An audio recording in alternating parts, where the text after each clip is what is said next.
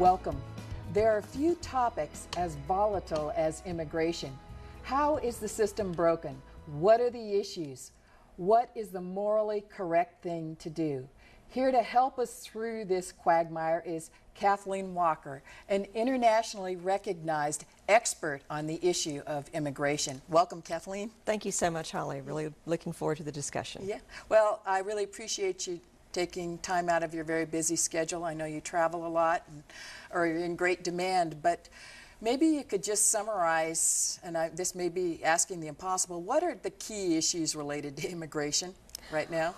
Well, you know, in a time of economic trouble, which is what we're in right now, immigration can really be an engine. And unfortunately, we've got an engine with no gas in it. Not only do we decide that we can't bring the best and the brightest by tweaking our system, but in addition to that, we can't even manage to put together families within our immigration system right now. And a lot of that has been delayed by something called border security concerns. And being here on the border, I'm sure we'll talk about it shortly. Right. So there are two things that are just obviously broken. One is the need for that intellectual manpower and skill. Sure. And then the second one is just reuniting families that have been separated for one reason or another. Totally correct. And just two basic issues that are key. What do you think will be the impact of President Obama's recent executive order allowing immigrants? It's got a really strange acronym. Yeah. It's called DACA. DACA. Maybe it's Nietzsche-esque, I'm not sure, but the Deferred Action for Childhood Arrivals. And it really turned out to not be an executive order even. What we ended up with was just Secretary Napolitano basically saying, I am going to exercise my discretion as Secretary of Homeland Security to put this new program into effect. And basically, if you fit into this category, I'm going to allow you to remain into the United States for 2 years maximum with a possible extension, and you'll also be able to apply for work authorization. That's it. It does not provide a path to permanent residence. There are a lot of provisions that do not necessarily provide these children, and as long as you're under 31 and you entered before a certain time frame, you can apply. So you think of children, but it applies to a broader group of people. But the problem is you don't really know how long your benefit is going to stay in place. We're in an election year. Immigration is always a fun play toy for a lot of people, and we have no idea if Governor Romney is elected what might happen to those who apply this year. In addition, we don't know what will happen to their family members. If they disclose information about family members, you're still exposed to potential enforcement actions. So it has a lot of risk, and it needs to be assessed before anybody files. Do you have any idea what the motivation or the benefit of Secretary Napolitano doing something like this at this time? Do you think it was purely political, or that there's actually some, obviously it's your opinion, but what do you think? Yeah, that's definitely all it is. But my opinion is that certainly it was politically motivated in part. President Obama said he would have comprehensive immigration reform addressed during his first year. Obviously, due to all the difficulties inside the Beltway, that has not happened. So, okay, we have a bone thrown to us before the end of this political year. I'm not really sure what the benefit is. Does this cause more problems than it solves? Or do you think it's more of a PR kind of thing? And because obviously people who might benefit from this, as you said, there's some risk. You're coming forward and giving information, you're identifying yourself. And your family members and your family members. So there's going to be, you're not going to get the response that one would hope to get, right? What I would have wanted is something similar to what we had in 1986 with the legalization program. Some refer to it as amnesty.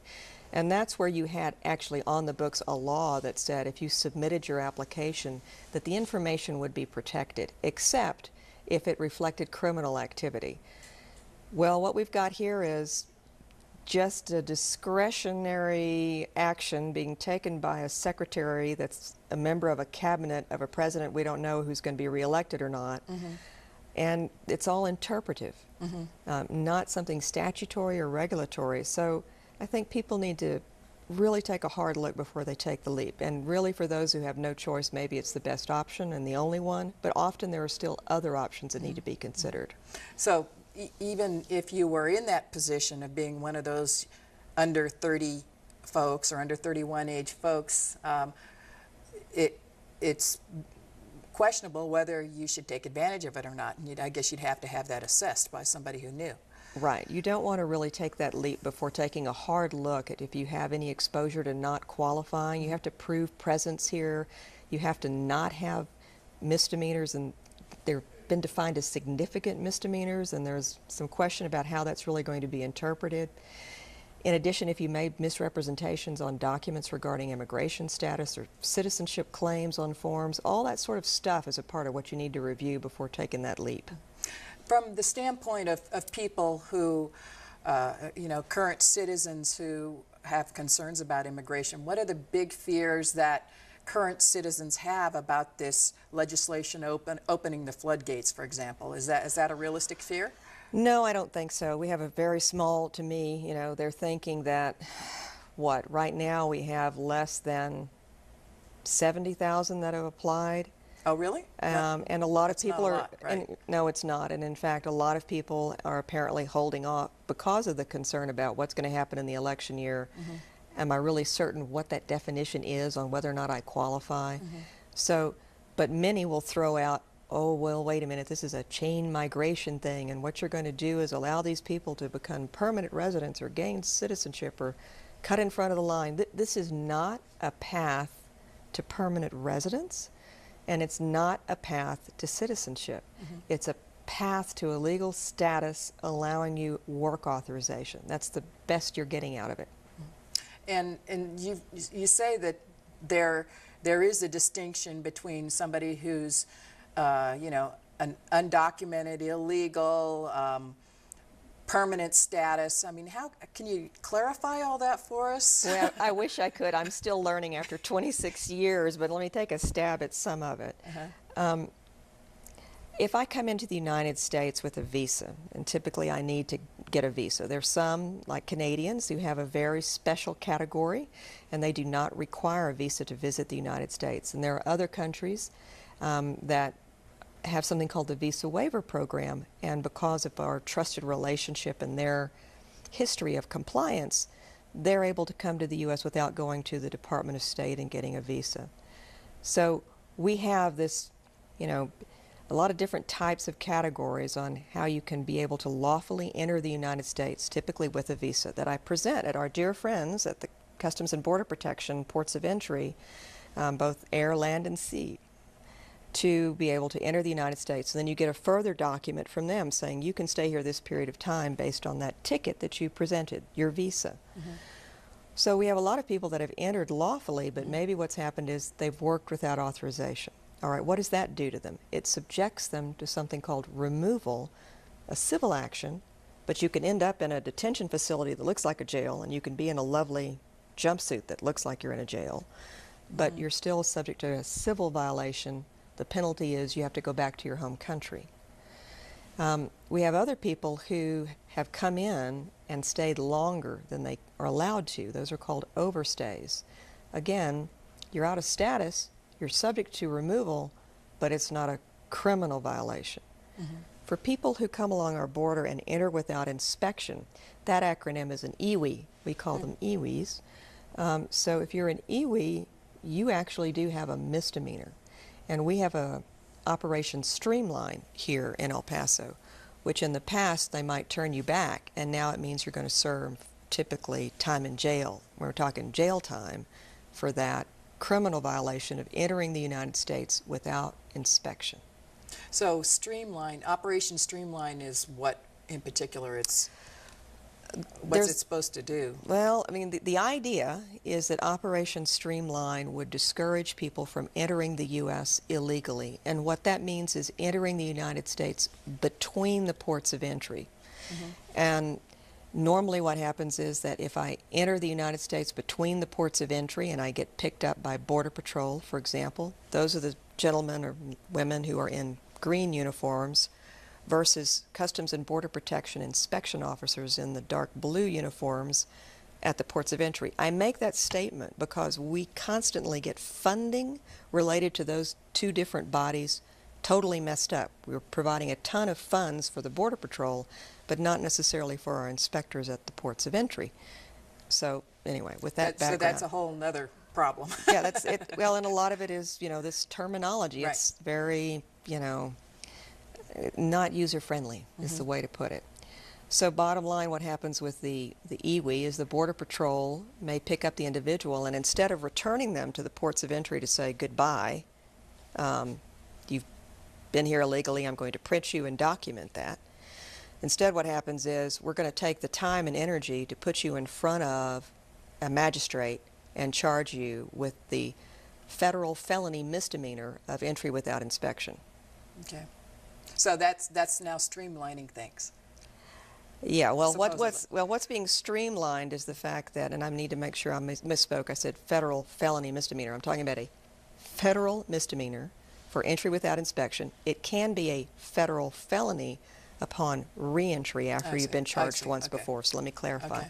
But anyway, so what they're trying to do is discourage people by actually putting them in jail versus returning them to the ports of entry from returning. And certainly, Department of Homeland Security makes the argument that has worked. Is it working?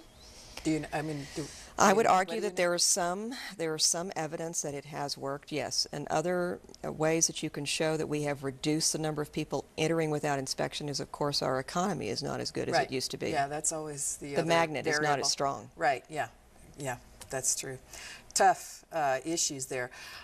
What percentage of our population is quote-unquote illegal? Oh, God. Well, the term illegal is always something that drives me a little crazy, but let's assume that they, for some reason, are subject to removal from the United States. The undocumented population has been estimated by the Pew Hispanic Center to be anything from like 12 million to 10 million, and then there have been suggestions about 8 million. I think our random guess is down to the 8 to 9 million area, but no one knows for absolute certain. And when we look at the issue of immigration from the Mexican or Latin American country's perspective, Right. what do they think about immigration, illegal immigration, that kind of thing, people coming into this country, passing through their borders? Is it something that they really are concerned about, or are they secretly happy about it?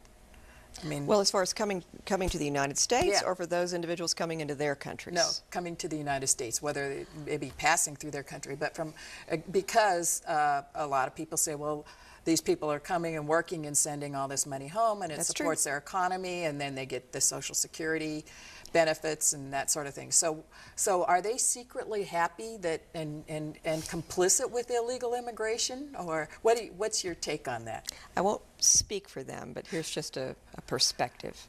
It's totally true that certainly the sending back what you've earned to the home country for many countries, including Mexico, has been critical to the economy. And there have been many that have said regarding Mexico that they are not cooperating as much as they should on discouraging their citizens from coming into the United States.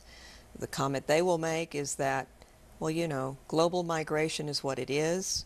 People have a right to leave our country. And there is validity in that argument as well.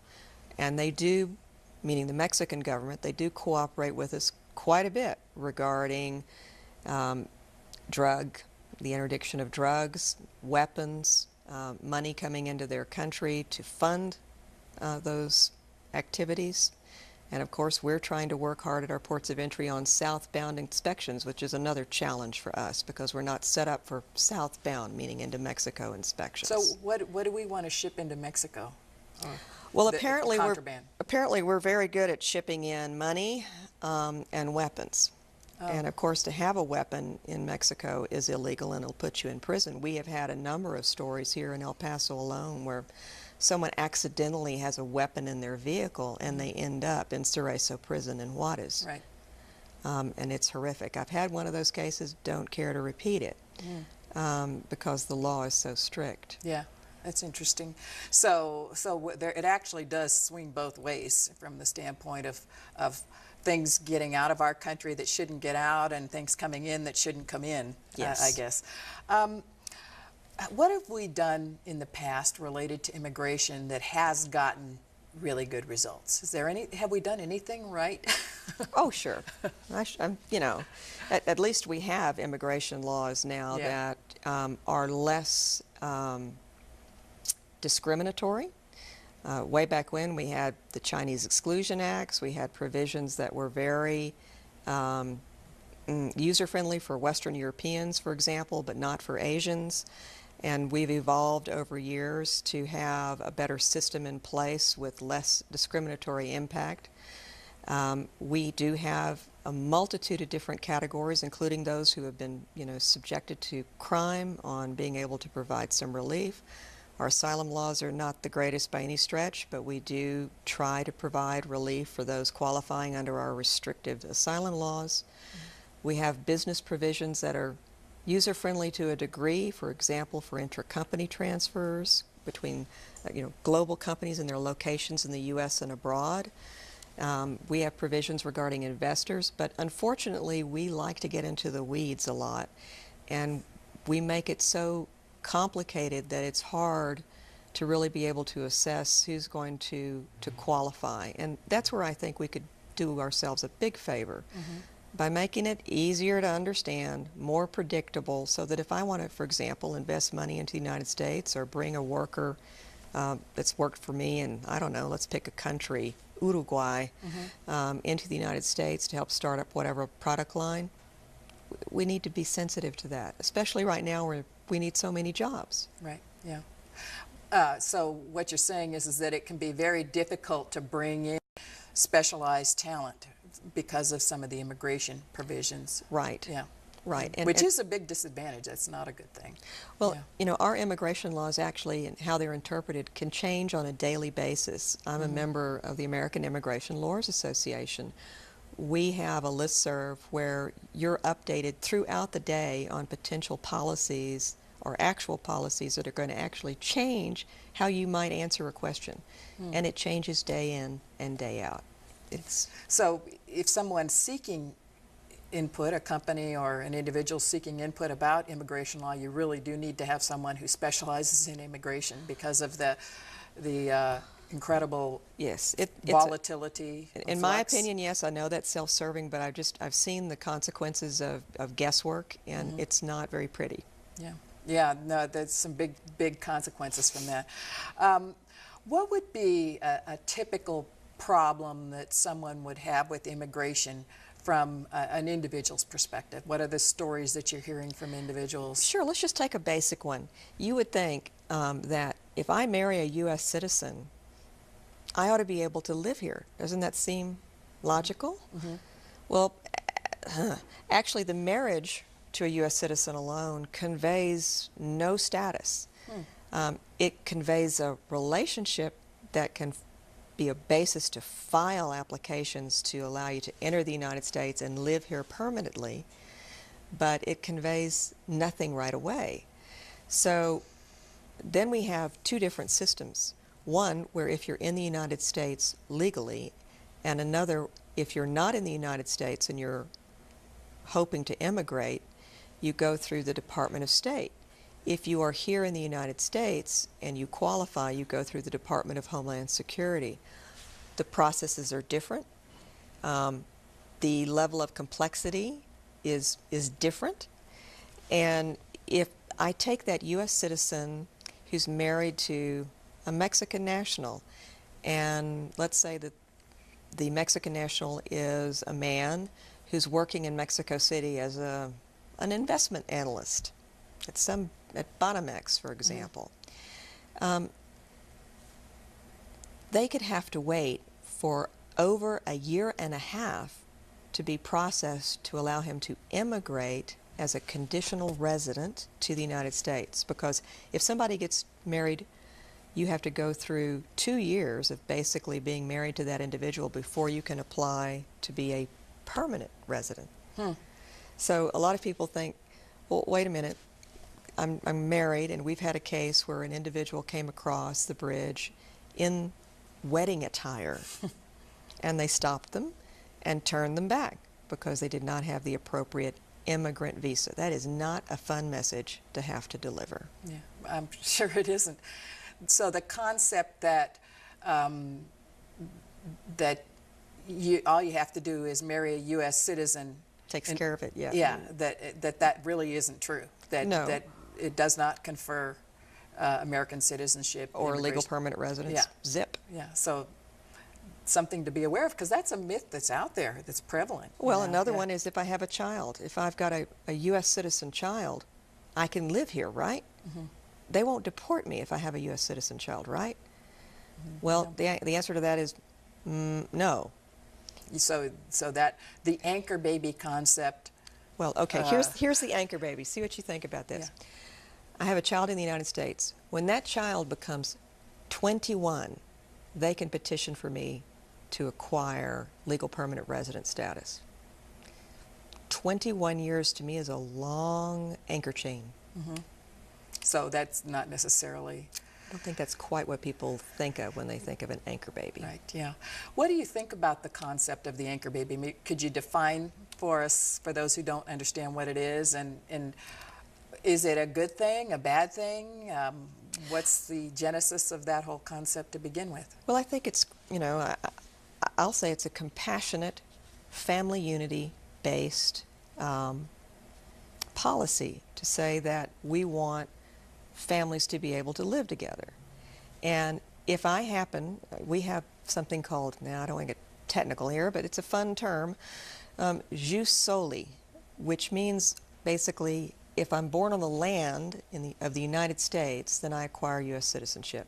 Many do not agree with the 14th Amendment. They do not believe that if I have illegal, I'm going to use that term, undocumented status in the United States, and I have a child here, that my child should be able to have that status. In fact, in Texas, during our last legislative session, they tried to figure out a way for Texas to attack that. Whatever. But I find the term offensive because what they're trying to relay is that somehow a child is the equivalent of just a chit on a strategic table to gain status in the United States, and I don't think we should minimize the value of children in that way. Right. That's the impression it gives me. Yeah.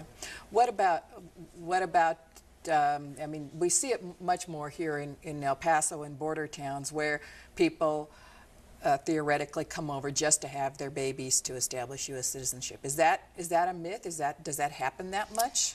And is that problematic? Is that something that we should even be concerned about? I think we should be concerned about our hospitals being able to provide care to people who need it. At the same time, we also need to be concerned about them taking the burden of providing care to those who may come here for health care and go to our emergency centers, and the hospitals are left, because of our system, not being able to be reimbursed for the costs related to that. That's a fundamental problem. But at the same time, there are plenty of people who come to the United States because of our medical advancements to be able to seek care, and we should not be afraid of that. Now, I know that in California many years ago, maybe 3 or 4, there was a situation where people were coming in from Asian countries, and they were in apartments, and the care was poor, and there were misrepresentations made regarding what kind of care would be received. That, like any other kind of activity that preys upon the population, should not be allowed. But we've often allowed people to come in to the United States to have their children here because of the care provided in our facilities.